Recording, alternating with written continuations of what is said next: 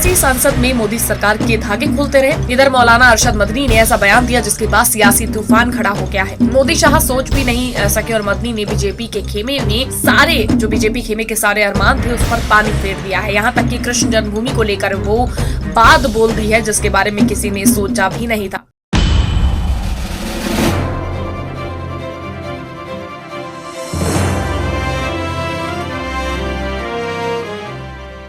पहले ओवैसी ने सरकार को आईना दिखाया तो वहीं अब मदनी ने भी सरकार के धागे खोलकर रख दिए हैं। दरअसल 2024 चुनाव से पहले मोदी सरकार अयोध्या, काशी और मथुरा के मुद्दे को देश में भुनाने में लगी, जिसके बाद से लगातार सियासी बयानबाजी भी देखने को मिल रही है।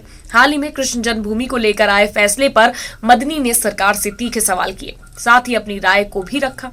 रिपोर्ट्स की माने तो उत्तर प्रदेश मथुरा स्थित शाही ईदगाह वाराणसी में ज्ञानव्यापी मस्जिद के मुद्दे पर मौलाना अरशद मदनी ने बड़ी प्रतिक्रिया दी। उन्होंने कोर्ट के फैसले को लेकर भी अपना पक्ष रखा। उन्होंने कहा कि हम सुप्रीम कोर्ट का फैसला मानेंगे, सुप्रीम कोर्ट हमारी कोर्ट, उस पर हमारी आस्था है।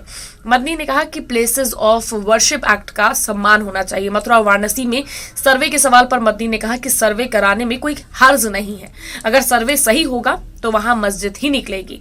उन्होंने कहा कि अयोध्या वाली जगह हमारी थी, उसके बदले में अगर मस्जिद के लिए जमीन दी जाए तो उसे लेने के हक में हम नहीं हैं। बता दें, मंगलवार को इलाहाबाद हाई कोर्ट ने ज्ञानव्यापी मस्जिद परिसर के स्वामित्व को लेकर वाराणसी की एक अदालत में लंबित मूलवाद की पोषणीयता और ज्ञानव्यापी परिसर का समग्र सर्वेक्षण कराने के निर्देश को चुनौती देने वाली सभी 5 याचिकाएं खारिज कर दी। बता दें, जज जस्टिस रोहित रंजन अग्रवाल ने सुनवाई के दौरान कहा कि साल 1991 में वाराणसी की अदालत में दायर सुनवाई योग्य है और ये पूजा स्थल अधिनियम 1991 के तहत निषिद्ध नहीं है। अदालत ने निचली अदालत को अपने समक्ष लंबित इस वाद पर तेजी से सुनवाई कर 6 महीने के अंदर निर्णय करने का निर्देश दिया।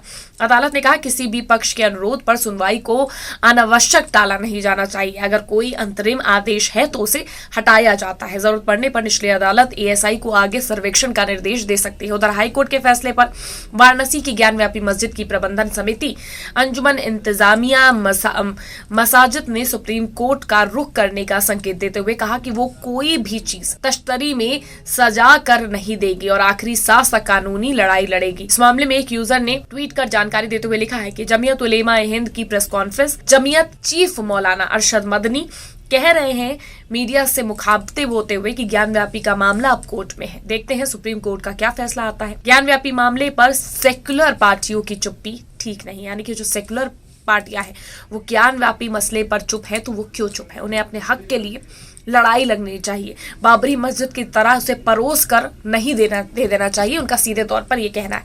यानी चारों ओर से मोदी सरकार को घेरने में कोई कसर नहीं छोड़ी जा रही है। एक और वैसी मोदी सरकार पर लगातार हमलावर है तो वहीं दूसरी ओर मौलाना मदनी से लेकर कई दिग्गज मुस्लिम नेताओं ने सरकार को घेरा है। अब आगे क्या होता है इस पर सबकी निगाहें बनी हुई है। आपकी क्या राय है? कमेंट करके जरूर बताइएगा।